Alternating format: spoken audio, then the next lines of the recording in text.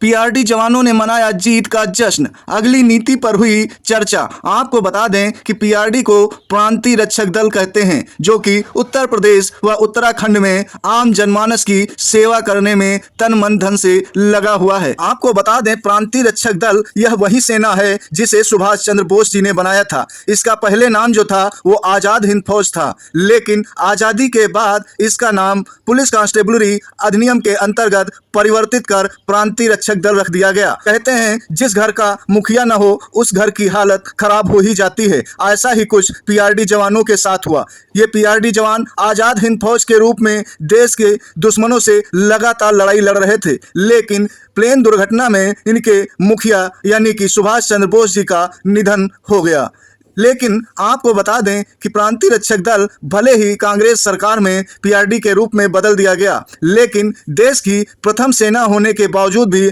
आज भी उनको उनका अधिकार नहीं मिल रहा है। आज़ादी के बाद जो विभाग बनाए गए कांग्रेस सरकार में, उनका तो उद्धार हो गया, लेकिन जिन्होंने संघर्ष किया देश के लिए, कांग्रेस सरकार ने उनको सदैव पीछे ही किया। जैसे चंद्रशेखर आजाद, भगत सिंह, विवेकानंद, सरदार वल्लभ भाई पटेल, शिवाजी महाराज जैसे हमारे देश के दुश्मनों से लगातार लड़ाई लड़े, उनका इतिहास में नाम कहीं ना कहीं दबाने का प्रयास किया गया। ठीक वैसे ही पीआरडी जवानों को दबाने का कार्य कांग्रेस सरकार के द्वारा किया गया, लेकिन भाजपा सरकार जब से भारत में आई है तब से पीआरडी जवानों के उत्थान के तहत लगातार कार्य कर रही है। वहीं पीआरडी जवान भी अपने हित व अधिकार के लिए लगातार संघर्ष कर रहे हैं, चाहे वह धरना हो या संगठन तैयार करना, चाहे कोर्ट से अपना निर्णय लेना हो या शासन से, हर तरीके से अपना संघर्ष जारी रखे हुए हैं, जिसके तहत आज पीआरडी जवानों को हाई कोर्ट के द्वारा डबल बेंच में भी जीत हासिल हुई, जिसको लेकर पीआरडी जवान बहुत ही प्रसन्न नजर आ रहे हैं, एक दूसरे से लगातार चर्चा कर रहे हैं। वहीं प्रदेश अध्यक्ष और कुछ पीआरडी जवान मिठाइयां बांटकर माल्यार्पण करके खुशियां मना रहे हैं।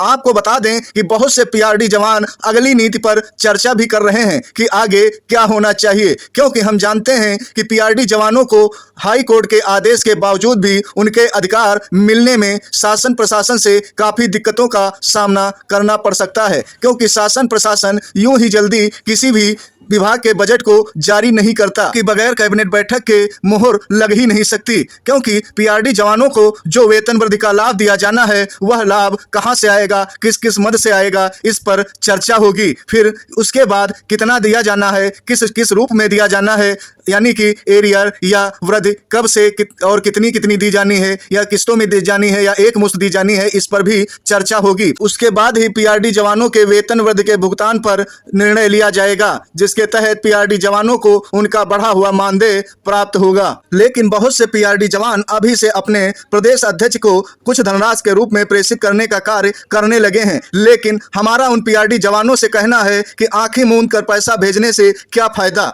क्योंकि बहुत से पीआरडी जवान आरोप प्रत्यारोप लगा रहे हैं कि पैसे के साथ खिलवाड़ हो रहा है, आपके व्यक्तिगत पैसे पर डाका डाला जा रहा है, यानी कि आपको पता ही नहीं कि आपके पैसे का उपयोग कहां किया जा रहा है। हम ये नहीं कहते कि पीआरडी जवानों को पैसा भेजना गलत ठहराया जा सकता है, लेकिन आपका पैसा कहां उपयोग किया जा रहा है और किस मद में लगाया जा रहा है, इसकी जानकारी भी आप लोगों को होनी चाहिए। और यह तभी संभव है जब आपके जनपद स्तर पे संगठन का चयन होगा, नेतृत्व होगा और संगठन सवालात करेगा, क्योंकि व्यक्तिगत कोई भी कितना भी सहयोग दे सकता है, लेकिन संगठन नीति के तहत प्रत्येक रुपए का हिसाब किताब आप लोगों को मिल सकता है।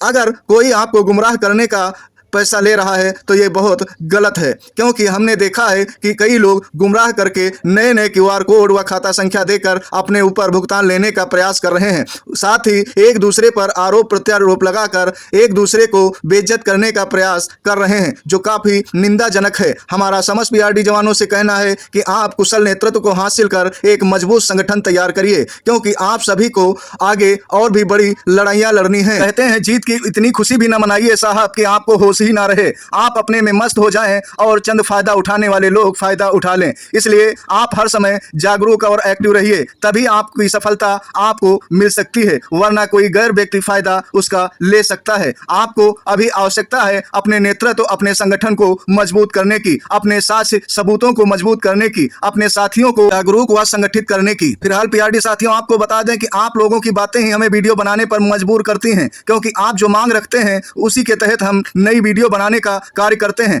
आप लोग हमें कमेंट में जरूर बताया करिए कि हमारी वीडियो में आपको क्या अच्छा लगा और क्या खराब, क्योंकि जब तक आप कमी नहीं निकालेंगे, जब तक अच्छाई नहीं बताएंगे, तो हम आगे और अच्छी वीडियो कैसे तैयार करेंगे, क्योंकि हमें नहीं पता होता है कि हम कहाँ गलती कर रहे हैं। कहीं ना कहीं भूलवश छोटी से छोटी गलती हो सकती है, इसलिए आपको सुझाव देना बहुत ही आवश्यक है। फिलहाल पीआरडी साथियों, आज की वीडियो में यहीं तक। आगे नई और लेटेस्ट जानकारी के साथ फिर मिलेंगे। जय हिंद, जय भारत।